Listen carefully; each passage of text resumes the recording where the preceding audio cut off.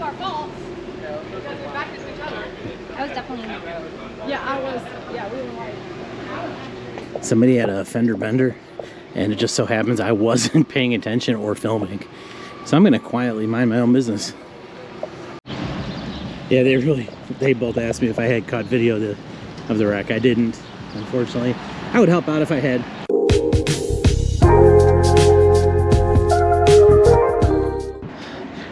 Welcome to the channel. I am Matt the Lizard, your guide in this adventure and exploration. Today, as you can see, we're at the Governor Stone boat shop, and they were showing me around the project, and it's quite an undertaking. I'm very proud of these people, and I'm glad for what they're doing. And there's some really awesome volunteers, and there's some people who are bringing some really good skills to the table. Remember, keep both hands inside the boat until this video comes to a complete stop. You're gonna want to watch this one all the way to the end. All right, let's go. Well, here she is, Governor Stone, her skeleton. This is potential right here. This girl's gonna be on the water sailing again. Very important. You can see what a down to the bare bones restoration this is. 80 horsepower.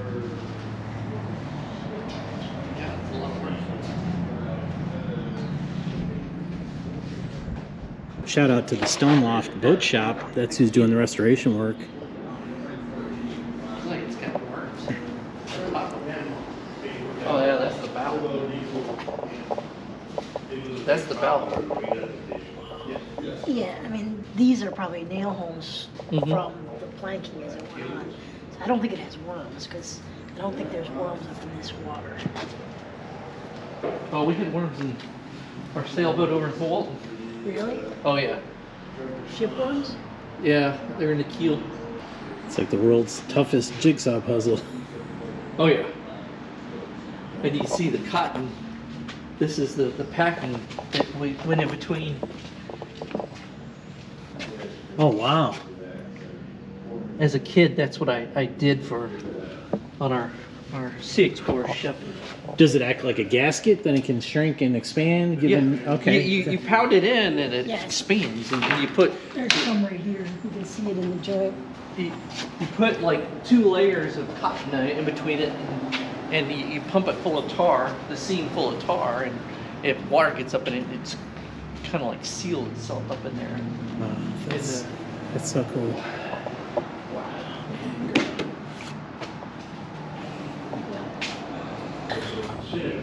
Then it's watertight.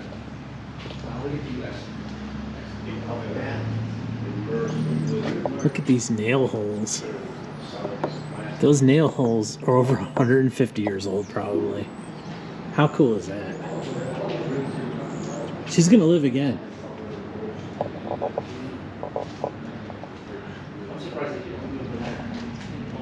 Kind of see down the center.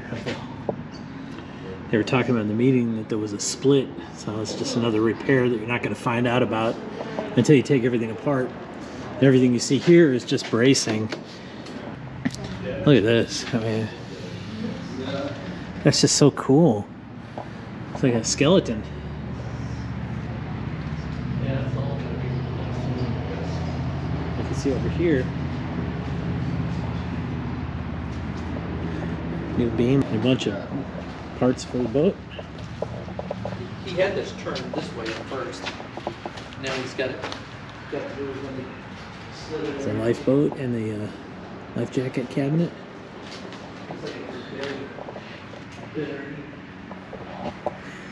I don't know if this is part of the ship's complement or if this is for the workers here, but that's cool. Little grill.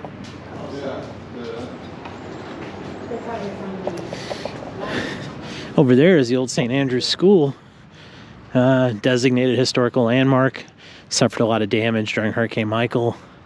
They were kind of discussing in their meeting how the city is planning to go forward with this, and it's unknown at this time. And this group wasn't really commenting on that.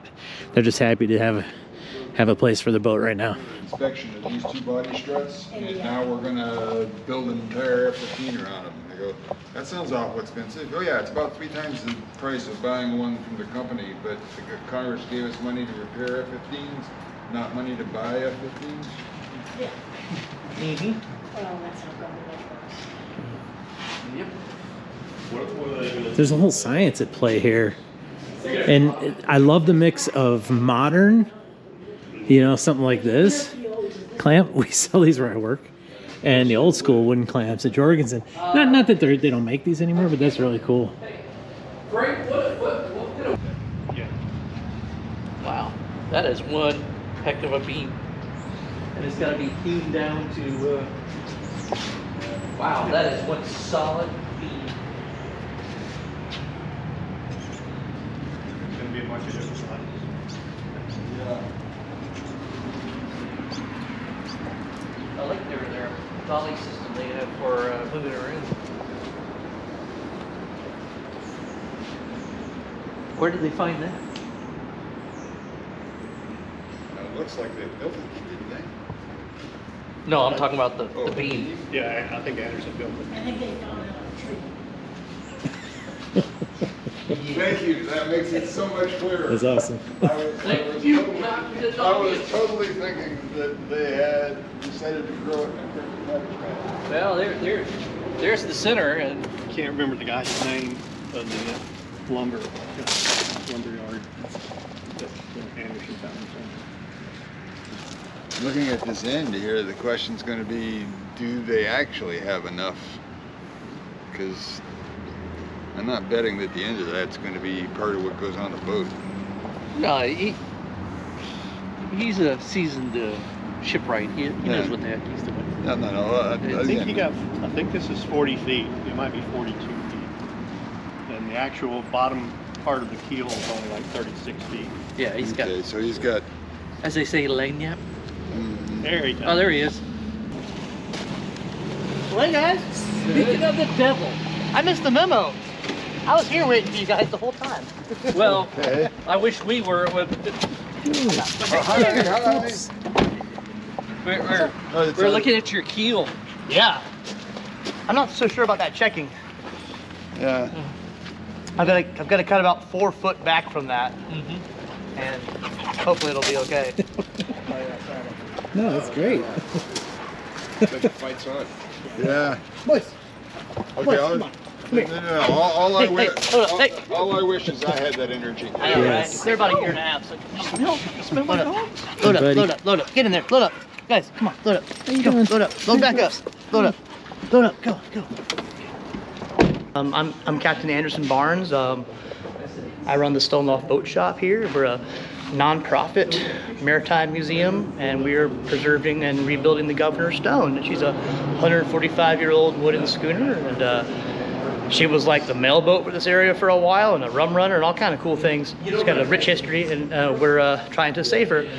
So right now we're in the process of rebuilding the keel. I've got loftings made on the floor so we can make full-scale templates for all of our cutoffs and our wood pieces. Make sure they're cut out right.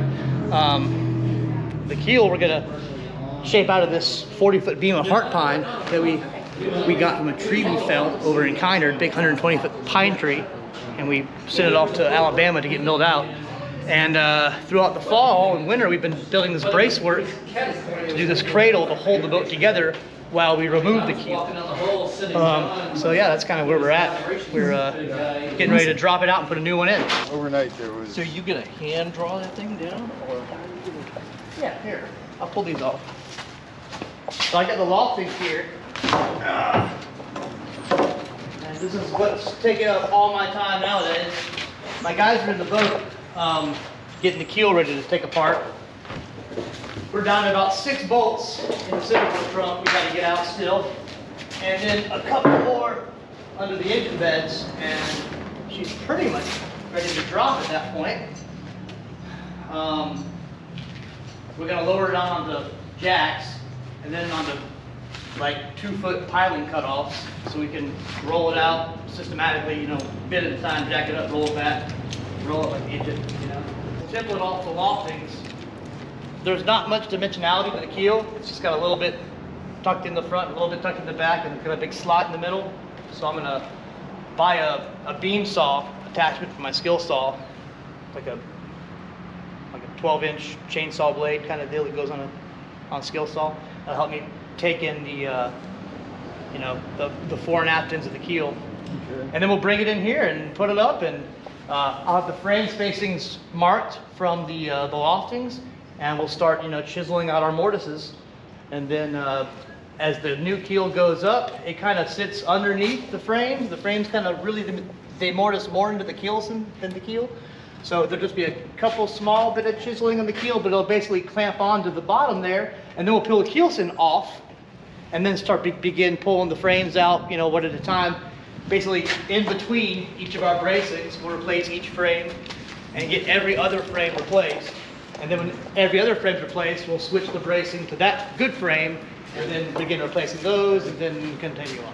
All right. Come spring and summer, probably starting April, I'll probably be here 6 to about noon every day, and then probably take off around noon to go do charter work and stuff. Okay. So just about 6 hours a day, early morning type stuff. In summertime, definitely I'll be here early in the morning and probably leave before it gets too hot. They actually poured the lead for these, and this is how he used them to draw the line. Yeah. All right, Anderson, explain your lofting floor. Well, this is the key to building the boat, really. It's the way they built boats for centuries, for thousands of years. You basically lay the plans of the boat full scale on the ground here, and it lets you, for one, make sure you draw your plans right, because of the way we draw 3 different perspectives, and the way they all superimpose, we'll be able to check and make sure that our drawing is correct. And then when our drawing is correct, we're able to take off templates from the drawings and figure things out like joints and the way the wood intersects and all that kind of stuff. We're able to make perfect templates so we can cut the pieces of wood out that we need perfectly, essentially. And you said if it's done right, it would be no more than what? It's going to be about a 1/16 of an inch. Yeah, I'm within a 1/16 of an inch so far on everything. So this is the body plan. I finished this this week, and I'm right now making the marks for my perpendicular. These are my frame spacings, and what the frames. It's kind of easier to see if you can see the plans.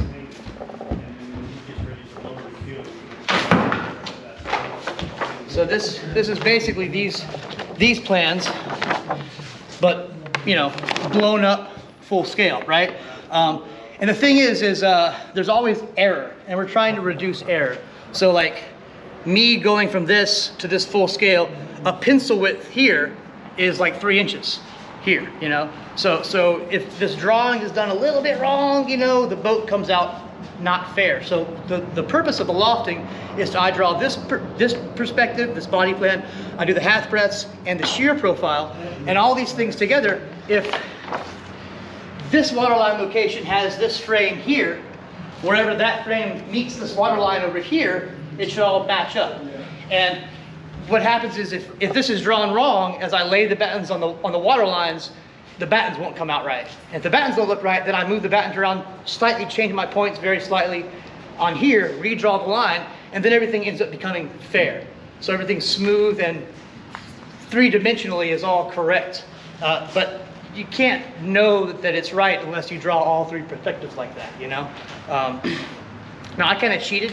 I printed up full-scale plans at the print shop and laid them on the floor and plotted my points. But there's still, the lines were a 1/4 inch, so there's a little bit of error there, so I still got to draw my other perspectives to make sure it's tight to within a 1/16 of an inch. But yeah, this is what we're doing. It's pretty cool. It's a whole process. The tools I'm using are pretty simple.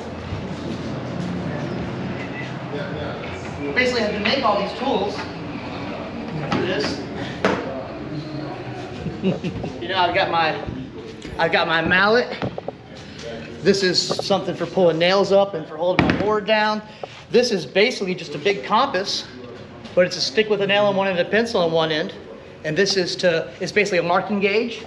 I'll show you how to use that. And this is a sliding marking gauge that I made that helps us, change our measurements, make radiuses and circles and stuff like that. This is bent. And then of course another little compass. But the thing I'm doing here To make perpendiculars, you know, it's tough because I've got a square, but the square could be off, you know, or the square's not long enough to do the board. So the way to get a perpendicular is I come down to my frame. I've got a frame 5 here. This is just set. It's really better if it's longer, more accurate that way. And I make a mark there. And I spin that around and I make a mark here. That's a circle, right? Okay. And then what I do is I come here, I put the pencil in here, and I put that tip there, and I press it down. And I come here to the same thing, pencil in that hole, come in that line, push that down, I got a hole. And then I take this marking gauge and make a mark. Now what that is, make a mark. And where those two lines intersect is exactly perpendicular off of that point. And then I take my straight edge and I run my mark to the same. And then I also like to check it. I've got my this thing set at 16. This is where I failed geometry. You know, 16-inch spaces. So that should be, there's something's wrong there. I did something wrong. So I got to go back and redo that one because it's not in the right spot. You know, it's like something's wrong. You know, Absolutely. that's basically what you do every day. Is just maddeningly tedious, making marks and making lines. And when all these marks are right, then I'll have my frames. I'll plot the points on the water lines, and I'll begin drawing my framing. It's like, you know, each of these lines represents a frame, basically. And then there'll be a big keel drawn out here, and there'll be a big stem post drawn out here. Each of the frames will be drawn out, and then when we get to building the decking, we'll draw the decking on it, and we'll figure out each dimension of the way each piece of wood intersects. And a lot of things are just crucial to the whole process, because it lets you figure everything out before you cut it. You're not wasting wood cutting it the wrong way, you know? And Anderson had said that about 60% of the original boat will be used in some way, shape, or form, whether we're reusing decking or side planking or whichever. That Yeah, there'll be like, we'll say 40%. 40%? Okay. Yeah. Be like this. Here we go in my math again. You could consider selling the scrap pieces off as a We are, fundraiser. we've got Okay. frames that we've Okay. made, and there's other things that we're making with it. So yes, absolutely. Gosh, this is exciting seeing it come together. It's like the Blue Nose 2/3. Yeah. I don't know if you're familiar with that. Yeah. Well, and what allows us to say that she's still original is because she does have the original boards, she's got the original build, and she's built the way that she was originally built. And that was one of the issues with if we had changed the water line a little bit, or if we had attempted to use hollow mast instead of the solid pine mast, that would have maybe made her a little bit lighter. Might have given us more updated Coast Guard regulations, but it would have changed the historic feel, and she would have no longer been a historic vessel. Have you ever heard of the ship of Theseus? Yes, It's that. yep, same thing there. Same concept. It's the same boat. And some people have asked, well, how can you say she's original when she's gone through so many incarnations? Because she still has some, and that is the original keel. 148-year-old keel. It looks like it now, doesn't it, Jess? Yeah. It's like I feel, yeah. And Anderson said when we put the new keel in, she should be good for another 100-something years. Knock on wood. Yeah. Yeah, the keel and the stem would seem to be the only pieces of wood. It's old paint. So, I mean, honestly, there probably won't be much. Like, the centerboard posts are probably good. Some more pieces for the boat here. I'm glad they know what's going on. If I got her apart, I would never get her back together. All these big, huge boards with a live edge on them. That's cool. The boatyard that over the past decades had actually done repairs on it. So they had all this left over when the owner died of the boatyard. And Oh, I mean, you have to use that. That's awesome. yeah, How, I mean, so respectful to the heritage of it. That's good. that's what they're trying to do. Yeah, it shows. Yeah. I love it. Man, it's just wonderful. One heck of a project. It is. From what I understand, the whole rear stern is going to be completely redone. Okay. They make the keel out of heart pine, right? So the heart of the tree has lots of saps and resins in it that prevent the mildew and mold growth, you know, that ends up, that's what rots the wood and deteriorates it, you know. It's really just like a little microorganisms that eat the wood. Eat it. You know, otherwise the wood would just be fine. Yeah. You know, it'll last forever, really. You know, cellulose structure is pretty strong, but if those little microorganisms get in there and start eating it away, then it falls apart. So when you get this one in there, will that be treated at all, or just? No, again, it's heart, so it's a highly saturated resinous part of the tree. Its natural resins and saps keep the. Is that the one that came from the the growth. tree that was That's- knocked down during Michael? That is the one that we got from the tree that was. Yeah. It was killed during Michael. Yeah. Yeah. Wow. How fitting for this Yeah. project. Yeah. Now, so if you use pine for something like this marine, it has to be hard because of the resins. Part of the sapwood, or the part of the tree that grows away from the heart, the non-resinous stuff, won't last in the marine environment. Pine, because it tends to rot. Like microorganisms love it. But so cypress, however, cypress has lots of natural oils and stuff in it that the microorganisms don't like to eat. So the cypress, what we're using for the framing, the planking, and everything else, the cypress, that resists rot really, really well. And it's a sapwood, so it's very light and easy to work with, as opposed to this heart that's really heavy and dense and gnarly. But that's what we use for the keel, and the cypress is what we use for everything else. Sure. Yeah. And it would be juniper decking. Say again? What's that piece? That's the stem. That is the stem, the front piece, the bow piece. Oh, okay. The amount of like, I don't want to say do it yourself or homemade, but tools that you made yourself is amazing. As I was looking around, I saw everything. I was like, wow. Yeah, you have to, because it's just stuff you just can't find. But you see, it seems like to me that that's almost, I'm jaded because it seems like it's a dying art not a lot of people make. Oh yeah, well here like this. I needed a deep reach clamp for something, so here's a. Oh wow. I made this awesome. clamp.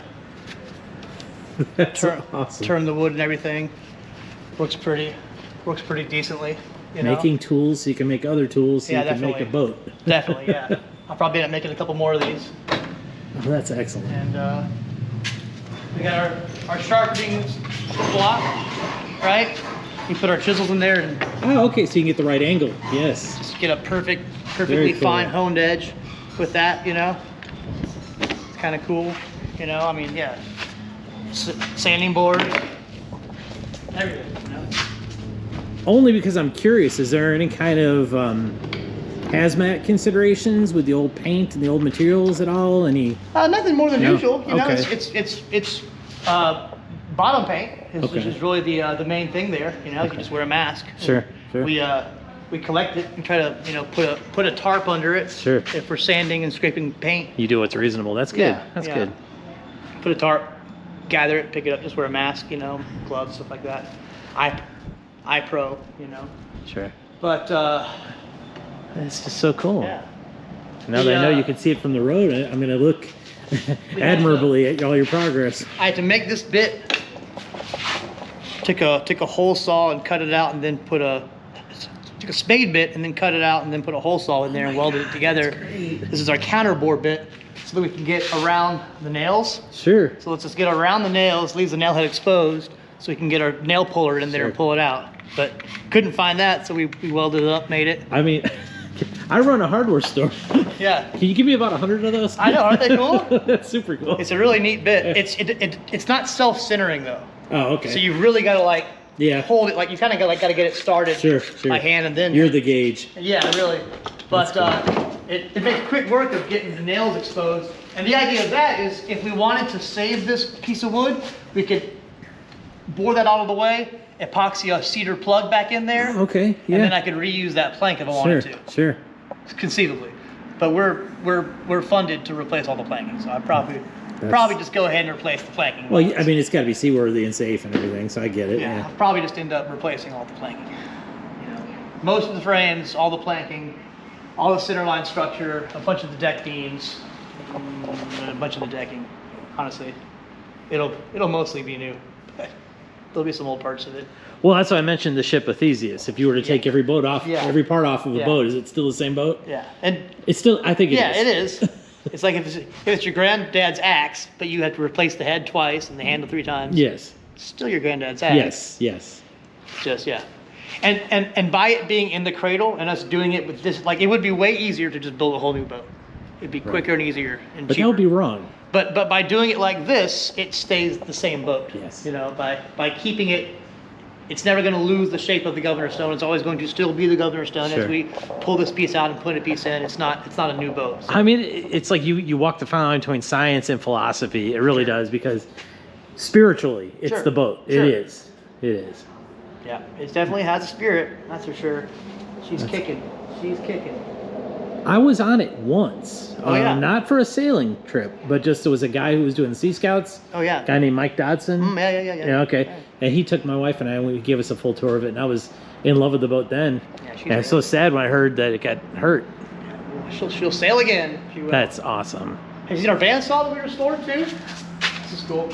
I was checking it out. It's so scary. I love it. It didn't have this lifting mechanism on it, so I built this bevel adjuster for it.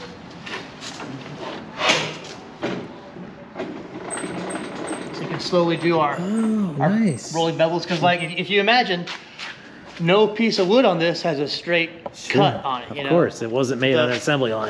The frames, well, not only that, just the way, like if you take a deck, and if you curve a deck, right, it's going to be a tube, all right? Sure. So each of the boards, each of the planks has to have a bevel on it, right? But if you want that tube to have any kind of dimensionality, any kind of shape, I want to pull the bow in and pull the stern in, that bevel's going to change as things makes join a lot together. of sense, yeah. So you don't have a straight bevel, you have what's called a rolling bevel. So as we cut the wood, we're changing the arbor, you know. It's like you've gone from carpentry to machining. Pretty much, yeah. I mean, it's very high end. What about stuff like this? Are you finding anything from previous restorations? Like, I would guess that these are from something in the past. No, I mean, fairly everything you're seeing here is from the 90s restoration when they reframed it in 92. Okay. So just 30 years ago, it was reframed, you know. Most of these frames are from the 90s restoration. A lot of the planking is. This is just 30-year-old wood that you're looking at here. Okay. But the keel is like a 100-year-old piece of wood. That's awesome. You know? So they didn't replace that. The nerve center. Yeah. Did you come across anything where you were amazed, either in a good or a bad way, where like the last guy who was here and you went, oh my God, why'd they do this? Well, or wow, that's genius. The one thing I don't like is like these knees. Like this is one of the bow knees. And that's just the stupidest looking knee I've ever seen in my life. It's like, it's not even a good piece of wood, treated pine, Yeah. And it doesn't even hardly do anything. So we're gonna take a bit of some artistic liberty and make a little bit more of a fancier knee out of some grown oak or something. And there's gonna be hanging knees under the decks. They didn't have hanging knees supporting the carlins. Okay. To the frames, so they were able to sag over time. Sure. So we're gonna put some like a couple hanging knees every other frame or on the midships. That's cool. And that's really the only thing I really don't like is the knees. That's what they call that. This is a knee. Gotcha. You know, as opposed to a more fair, looking knee would be something more, more shapely. Something more like that. Okay, I see what you're saying. Yeah. So these are templates from some other knees that I built for another small boat.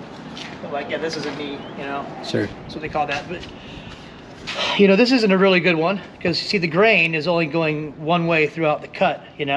Ideally, the grain should go diagonal too. You get the lateral strength. Yeah, or you have a grown knee So Okay. it's like a branch that's grown this way, and then the grain moves throughout the angle of the Gotcha. of the knee. So it really holds good shear strength. Gotcha. You know, that's really the main thing. Is it helps to kind of give it some shear strength. You know, good stuff. So I'm probably gonna make some more shapely looking knees when she, you know, gets in there. That's something like no one will see but me. But you know. And the next guy to work on it, he's gonna go, wow, Yeah. who was the guy who was here before me? Yeah. But yeah, no, it's been a process. She's in her nice cradle here, and she's not moving, and That's good. she's just held solid, man. It's That's pretty great. cool. It's pretty cool. Just walking around up there. Hey, did you crawl up the ladder? No, I didn't. I sort of used my thing to go up. Crawl up the ladder and get a Alright. shot looking this way. All right. It's really cool that way. Oh yeah. You see what I mean? It's open up and amazing. All that potential is there. Yeah. Yep. Was it like 39 feet, I think? 42 on deck. 42, okay. Yeah. So with all the deck beams being off and it being open, now we're able to basically get in there and pull the frames out one by one. Gotcha. Yeah. Replace them, put them back in, and it was so much work getting to this point. Just had to basically take the entire boat apart. You know. I mean, it's close to art restoration what you're doing. It's It great. really is. It's historic. It's Yeah. got to be historically Yeah. accurate. Like Yeah. we had to have a freaking paragraph written for everything, and submit a report to FEMA about like we had to get permission to do everything.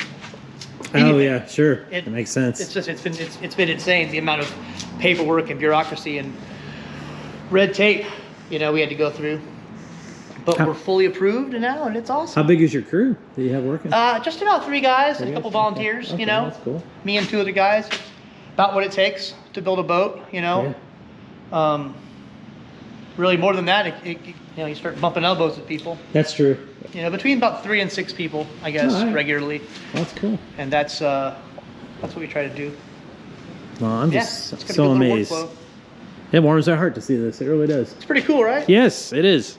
I love it. I just come here every day and jam out, do my loftings, and the guys are in the boat tearing it apart. And That's cool. every now and then I've got to say, hey, no, do this or do that. And we'll hopefully get some new fresh wood into the boat here soon. And what are the 3 kinds? Is it 3 kinds of wood you had said? Heart pine for the keel, Hard pine for the keel. cypress for the framing and planking, heart pine for the deck beams as well, and the deck is juniper. Ah, okay. Wow. So real lightweight, Yeah, soft, nice wood. but it looked beautiful. Yeah, we've got a pallet of juniper drying out for us over in Kinder, Oh, seasoning for us, nice. and we had to cut through a bunch of juniper trees to get to the pine tree for the keel. So Perfect. Yeah, it worked out. Wow, it's like so zen. It really is. It's It's pretty very cool. zen how you're doing it. The only other thing is we got to get this shear clamp off. We put this rib end on to kind of hold things together. I got to put these boards at the bottom up top to make a catwalk to go across to hold these together. And when the trunk is off, we're going to tie the bottoms of these bracings in with another 2x4 going across to keep it from doing any of this nonsense. I almost forgot. Nancy Hudson, the author of this book, very kindly talked to me. I'll put that footage in, but she gifted me this book, which is Diaries of George Mortimer West, one of the architects and founders of Panama City, Florida. I'm just humbled by the fact that she was nice to me, and she goes, "Do you like to read?" And I said, "I do." It's a very cool book, has all of his diaries in it.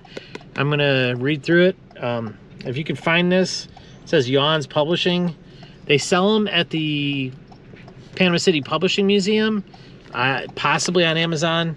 I'm going to recommend the book before I've read it, just because after talking to her, knowing her history of this town and how much she loves St. Andrews, I know it's going to be an awesome book. I'm actually moving this to the top of my reading list.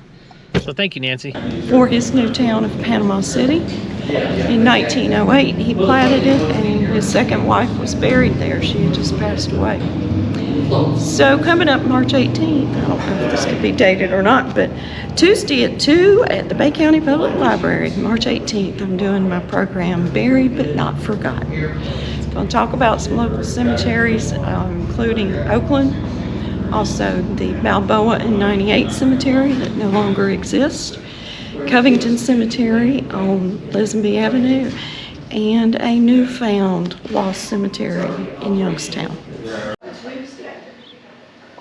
But all volunteers have been keeping the museum open for 9 weeks.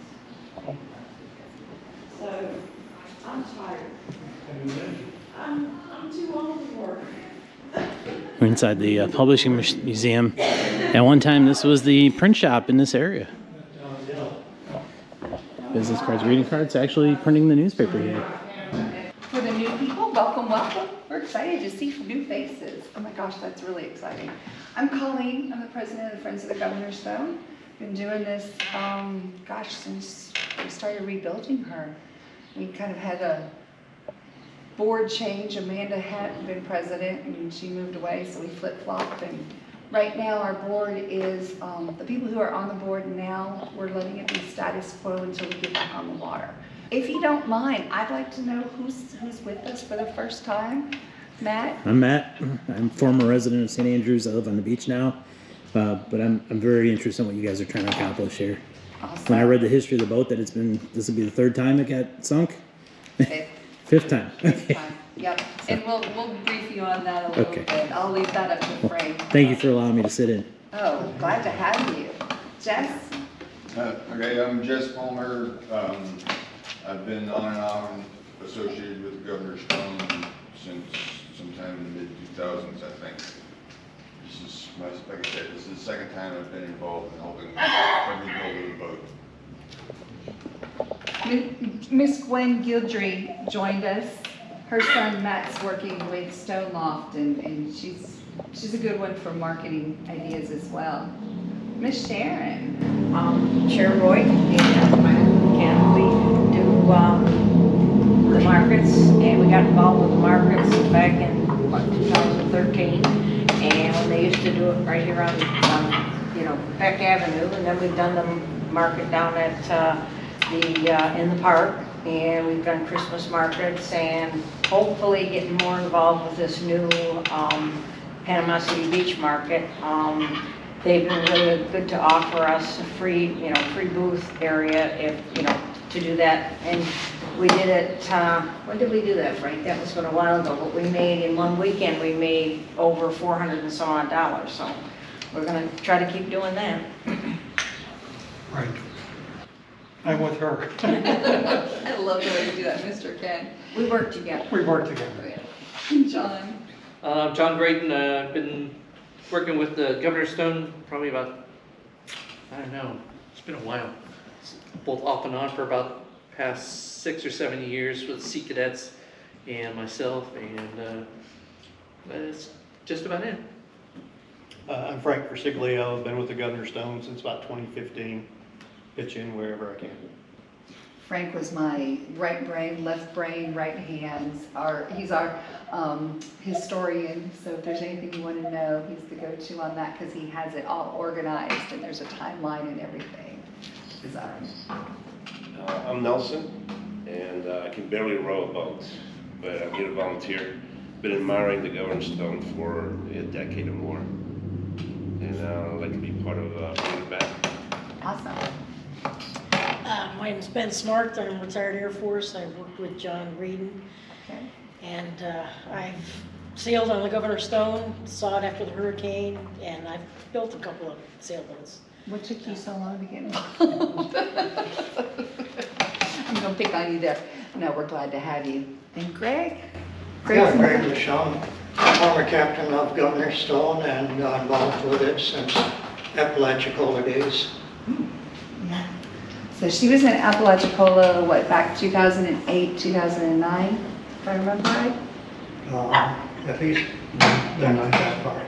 1990s. 1990s, okay. And then she's been over here since. Well, there you have it, and there it is. Thanks for watching. This is going to be an ongoing thing. I'm going to be out here filming again, and I see how close they are to laying the new keel down and different steps along their progress. Some really super nice people. They all made so much time for me, talking to me about everything, and I am super excited about this. I love history. You can just look up the Governor Stone. You know, they need resources of time, money, materials, work, labor. It's a worthwhile cause, and it is on the National Historical Record.